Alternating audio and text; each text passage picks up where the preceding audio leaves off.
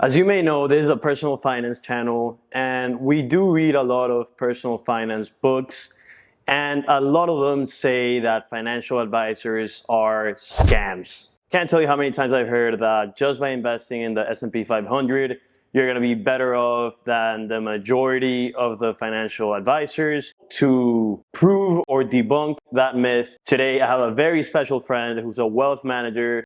I'm gonna go and ask him what he does for a living, what the career progression looks like, and the final spicy question, whether for a common person like you and me, it is worth it to have a financial advisor.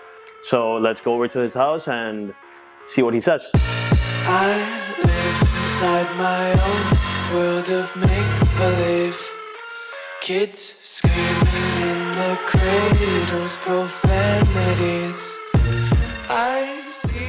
All right, and so our star wealth manager, one of the smartest people I know, smartest wealth managers I know, it was very hard to get into his calendar, is none other than Falk, my partner and co-host. Welcome, Falk. Thank you. Happy to be here. And so I have 5 questions prepared for this video that I'm gonna ask Falk. So without further ado, Falk, my first question is, if Alejandro Barnolet Barn was to go into your day job tomorrow, today Sunday, what would a day look like in your job as a wealth manager? So today is interesting because, like I said, it's the beginning of the month tomorrow.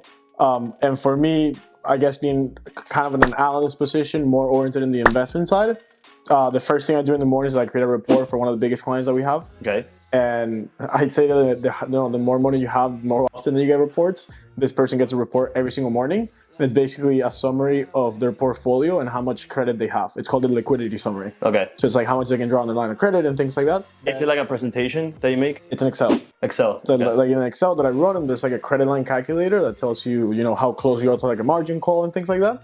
And that's that. Then a few other reports. And then throughout the day, we're either getting prepared for a presentation for a client or a prospect.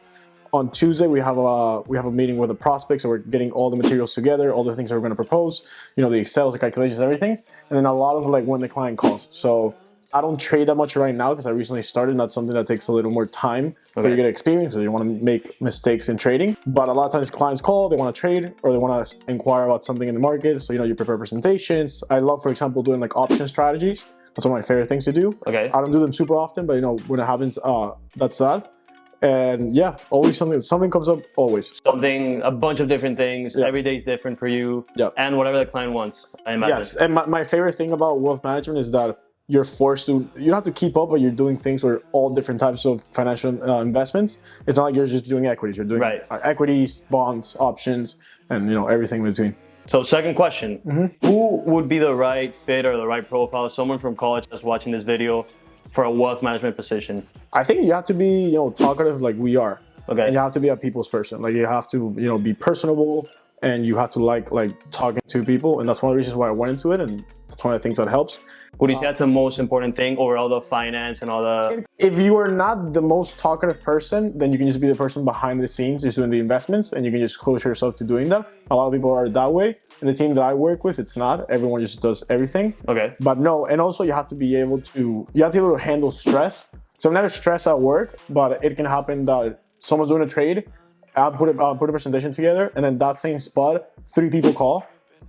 And my team, for example, is very aggressive in the sense of like if a client calls, whatever time it calls, you have to get it like to the moment. So like if you're not able to handle that, then it's a little hard for you, because between 9:30 to 4 p.m. it's like nothing but non-stop work. Have to be able to handle different tasks. Yep. A lot of pressure. You're dealing with clients. Talkative. And you have to be a personable person. Yes, and obviously you have to be good with numbers. Of course. Third question. So this is interesting to me because in consulting, as you may know, there's a clear career progression, especially in the Big Four. So you have 2 years as an associate, 2-3 years as a senior associate, 2-3 years as a manager, etc., etc. Is there a clear career progression in wealth management? Does it depend on the team, on the bank? One thing that I always tell people is in banks, especially in the US, there's 2 models. And I told you this before. There's a private bank, which are like the JP Morgans and Merrill Lynch and all these banks that kind of have like a commercial level. And then, as you start making more and more money, you start getting pushed up higher in your wealth management. Okay. That's a private bank. The difference is that everyone there kind of works for the same team. And then there's broker dealers, which are like Jefferies, UBS, Morgan Stanley, and the other ones are slipping me, that are teams within the bank. So for all these banks, you have your team, and then whatever you bring is what you eat. Okay. You don't have, with the higher level you are, you don't really have a salary. You're based on like what you're bringing there, and then the company takes a percentage. Usually it's between like 50 to 60%. Okay. And then whatever's there's the rest, you have it for bonuses for you and the rest of your team. Having said that, when you're in a private bank, the transition it's a little more linear because It's more like a corporation. right. You start as an analyst, then associate, and then like VP, and then you become like a managing director. And then for broker dealers, it's a little different, but there's also kind of that trajectory. But it depends more on your team and not on the corporate structure. Right. What I'd say is that the biggest thing the biggest line is when you get a percentage of your book. That's what you really want to aim for, because salaries are obviously great, bonuses are obviously great, but once you get a percentage of your book, That's when you make it. that's kind of when you make it, because that's when you start feeling, whatever I bring is what I'm actually going to do. Right. And that's a good motivator also for the employees, because, you feel like you have some skin in the game. Of course. So fourth question, and you already touched on it a little bit with the broker dealer and the private bank. My question was, you're on a 6-person team, which you call broker dealer, but you guys, all 6 of you work under a bigger bank. Right. Right. Do you work for the leader of the 6-person team, or do you work for the bigger bank? No, I work for a leader of 6-person team. So if you wanted to transfer to another team within the bigger bank, you have to apply. I don't think Like you a- can apply online, but it will literally be if like you're getting hired for a new job. We were a 7-people team, but one left because the guy was some friends, and he went back to Europe. Okay. And he literally talked to other teams, and he stayed within the bank, but basically got hired by another team. For the company I used to work before, that was also super international. If I wanted to get transferred to Italy, for example, would have been much easier. Here, it's not that easy because it's kind of you're working at a different company. It's like as if you were working in a subsidiary of the bank. Right. So like if you want to change teams within the bank, you have to pretty much quit Right. to your team and then Yeah, go look for something exactly. else. And then why do they need the support of a bigger bank? Well, one side is the operation side, Okay. or the operational side of Like opening an account? All that. and all that stuff. But like the back end, that's where you need. Okay. Also, like all the things that have to do with lending and things like that, you need that. And then you also have a line of support of investments. So we have like 2 people that we usually reach out to when we want to do something a little more specific. Okay. Like, hey, like we're looking to create a muni bond portfolio. We need like 50 positions. What do you think of the ones that the client already has? How will you change it? Then they're specialized in that. They'll run in, they get back to us. And then there's also like an equity ones or even an options one. We have that. Also, the bank has a lot of resources. The bank that I work at is also very big in investment banking. So like every time we create like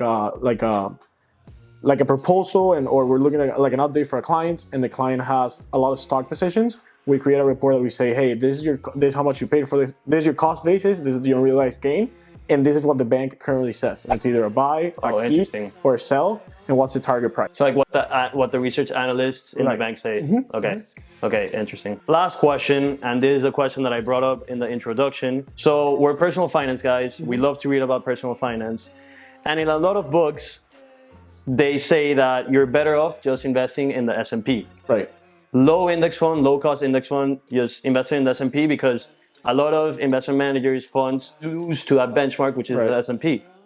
So my question to you is, now that you've been a financial advisor, who do you think a financial advisor is right for, rather than just putting your money in an index fund that tracks the S&P? I'd say, because I was thinking and I was pretty positive this is going to be the last question, but I think after you have a certain amount of money, and I will put that probably like anything between 7 to 10 million. Okay. That's when you need a financial advisor, because the conversations not only like the investments, it's also like, how do I structure this from a fiscal standpoint to pay less taxes? Right. How do I create what it's known as like multi-generational wealth? It's like, how do I create a good structure so I know I can guarantee that like all my family members are set up.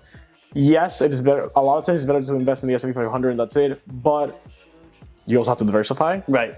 And also, I don't know how other teams work, but like, for example, we never really sit down and like recommend you should buy X stock. It's never like that. It's always like, here's like the mutual funds you should buy or the ETFs, and then just going from there.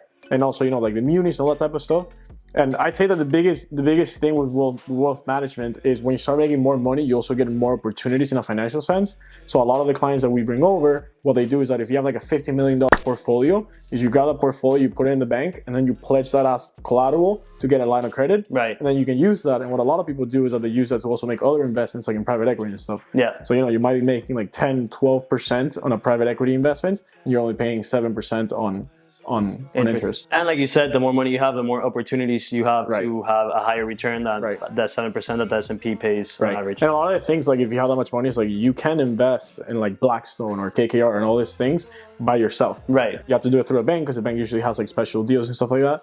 So And at the end of the day, like it's also nice, like not have to worry about managing your money, because we like it, but I'm sure there's people that hate it. yeah. So they trust a financial advisor more and you forget about it. And there's people that love it and they love the financial aspect and they love talking to people. And there's also clients that never call. Okay. And the things that usually the smaller clients are the ones that call the most and the ones that bother the most. But then, Right. it depends. You still love those clients though. I do love the clients. Yes. I love the Disclaimer. clients. No, but when we talk calling, like anything from like calling because they want to buy something or literally just call because they want to do a wire, because I really like wealth management and I think it's probably what I will do for the rest of my life. But there is an operational side that comes with the job. And usually when you're at the beginning of your career, that's one of the things that you're doing. Yep. But I was talking about it with a friend yesterday. It's like you that's part of the that's part of the job. Just like you probably have to Paying your dues. You have to pay your dues. Yeah. Yeah. But that's when you start reaching higher levels, you start doing less of that. All right. So when I have a $7 million, I'll pay you up. I really look forward. Like one of my bosses, roommates from college, is one of our clients, and I find it so cool. Like I would love to manage my friends' money. Falk, anything else you would say to someone that's considering wealth management? Work hard, network, consider the CFA, and also check out our videos. If you have any other questions or comments, leave it in the comments and I'll help you. And also subscribe. To breathe. Peace. It's alright. Hush.